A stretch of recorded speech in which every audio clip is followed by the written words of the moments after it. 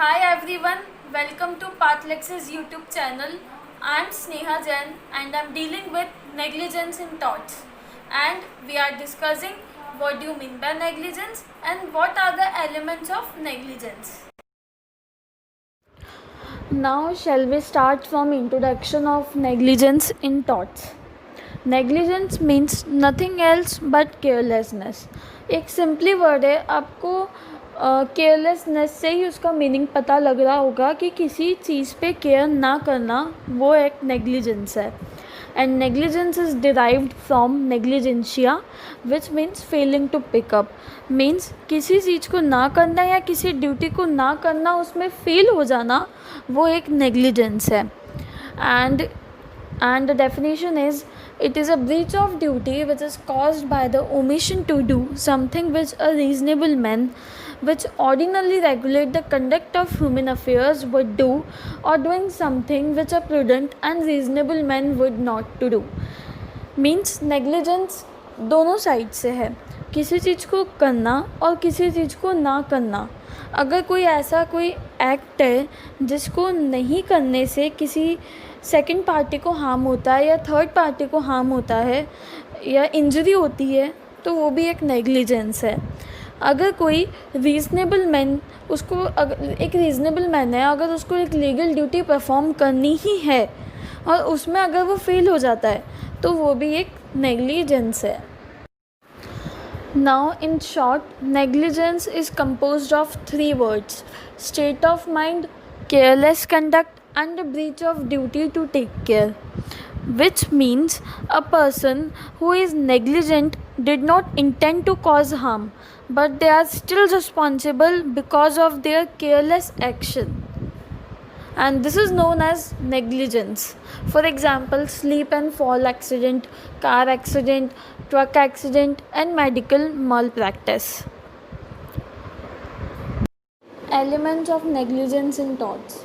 First is duty of care. It means a legal duty rather than a mere moral, religious or social duty. इसका मतलब ये है कि अगर कोई पर्सन लीगल ड्यूटी को परफॉर्म कर रहा है या लीगल ड्यूटी परफॉर्म करना चाहता है, तो उसे वो प्रॉपर तरीके से करे. And it can not be a moral, illegal, unlawful, religious और सोशल ड्यूटी. फॉर एग्ज़ाम्पल, अगर कोई पर्सन इलीगल काम कर रहा है और इलीगल काम करते वक्त अगर उसमें वो फेल हो जाता है, तो वो नेग्लिजेंस नहीं कहलाएगा. नेग्लिजेंस तभी कहलाएगा जब अगर वो लीगल ड्यूटी परफॉर्म कर रहा हो और परफॉर्म करते वक्त उसमें फेल हो जाता है, तो वो नेग्लिजेंस कहलाएगा. एक अपन इम्पॉर्टेंट केस देखेंगे इसमें, Grant versus Australian Knitting Mills Limited. And the facts are, the plaintiff purchase 2 sets of woollen clothes from the retailer. Plaintiff ने परचेज किए 2 sets of woollen clothes retailer से, एंड उसे पहनते वक्त स्किन डिजीज़ की problem हो गई. क्यों हुई? Because of the woollen clothes contained an excess of sulphate which the manufacturers negligently fail to remove while washing them. जब मैन्युफैक्चरर नेग्लिजेंट है, वो वॉश करते वक्त उसने अच्छे से सल्फेट्स नहीं निकाले क्लोथ में से और उसने सेल कर दिया रिटेलर को, और रिटेलर ने प्लेंटिफ को कर दिया, और प्लेंटिफ ने जब पहना तो उसे स्किन डिजीज़ की प्रॉब्लम हो गई. So the manufacturers were held liable because as they fail to perform their duty to take care. क्योंकि उसको अच्छे से वॉश करना चाहिए था, उसकी एक लीगल ड्यूटी है कि वो अच्छे से वॉश करे, बट वो फेल हो गया अपनी लीगल ड्यूटी को परफॉर्म करने में, इसलिए manufacturers were held liable. Now, second is duty towards plaintiff, and the duties arises when the law recognizes a relationship between the defendant and the plaintiff. जब duty arise होती है तो एक defendant और प्लेंटिफ के एक रिलेशनशिप होना चाहिए, and the defendant to act in a certain manner towards the plaintiff. अगर डिफेंडेंट को प्लेंटिफ के अगेंस्ट में जो ड्यूटी है वो डायरेक्ट प्लेंटिफ के अगेंस्ट होनी चाहिए. इसमें एक केस है, गेट वर्सेस मगीनी bros. One lady visitor was injured by falling of a ceiling fan in the restaurant. एक lady. Facts are, One lady visitor was injured by falling off a ceiling fan in the restaurant. एक lady थी, वो restaurant में बैठी हुई थी और suddenly उसके ऊपर एक फ़ैन गिर गया, तो जिसकी वजह से उसे सर पे चोट लग गई. It falls due to the latent defect in the metal of rod of fan.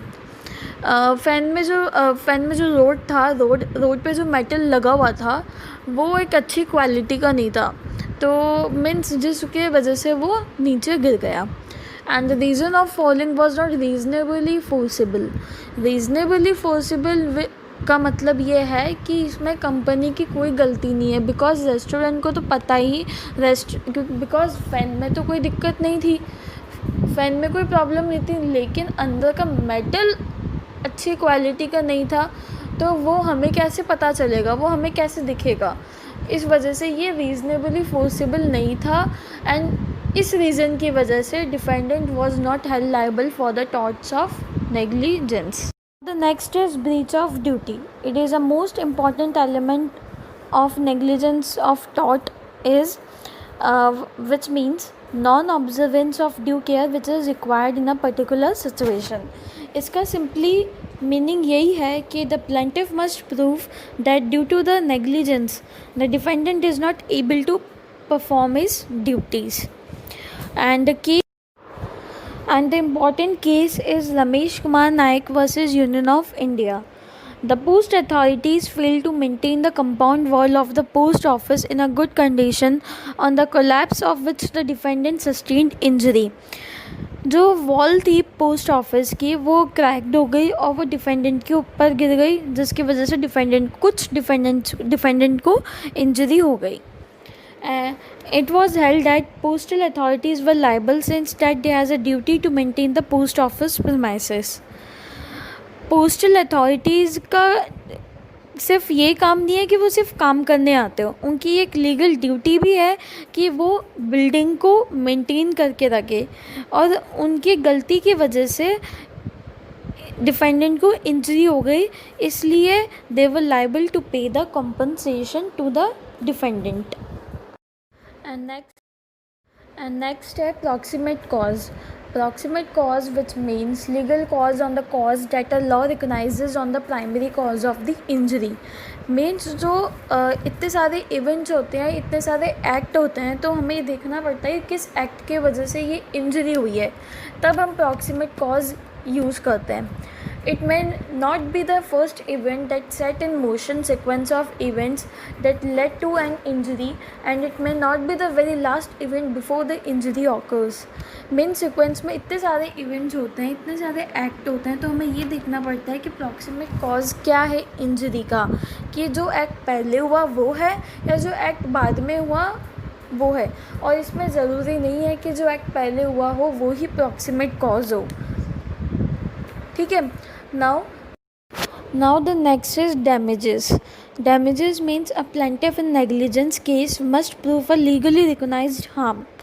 इसका मतलब ये है कि सबसे पहले भी अपन ने पढ़ा ब्रीच ऑफ ड्यूटी, तो ड्यूटी ब्रीच भी तो होनी चाहिए, और ड्यूटी जब ब्रीच होगी तभी तो हम डैमेजेस को प्रूफ कर पाएंगे, और डैमेजेस को प्रूफ करने के लिए इन कैटेगरी में से कुछ ना कुछ होना चाहिए, like in the form of physical injury to a person, to a body, to a property, economic loss, mental harm और नर्वस शॉक. अभी अपन केस देखेंगे एक, Candler versus Crane Christmas and company. इसके फैक्ट्स हैं. Defendant was a director of the company. He needed more capital so has to put the advertisement for taking up more capital. Defendant जो है एक director है company का और उसको और कैपिटल की ज़रूरत है, तो इसलिए उसने एक एडवर्टीज़मेंट दिया पेपर में, एंड प्लेंटिफ ने रिस्पॉन्ड किया and he wants to invest $2,000, but $2,000 invest करने से पहले उसने सारे कंपनी के अकाउंट्स देखे. डिफेंडेंट ने सारे बैलेंस शीट और सारे अकाउंट्स देखा और बताया, but the company was actually in the poor state. And defendant use the money on himself and then want bankrupt. Defendant ने चीट किया, मीन्स डिफेंडेंट ने वो मनी खुद के लिए पर्सनल यूज़ के लिए उसने काम में लिया और वो बैंकरप्ट हो गया। Now the plaintiff lost all the money he invested, और वो इकोनॉमिक लॉस सफ़र कर रहा है, means he brought an action against defendant for negligently misrepresenting the state of the company and the action was brought in torts for pure economic loss. Plaintiff ने invest किया सारा money और वो सारा money डूब गया, जिसकी वजह से वो डिफेंडेंट की वजह से वो इकोनॉमिक लॉस सफ़र कर रहा है। तो उसने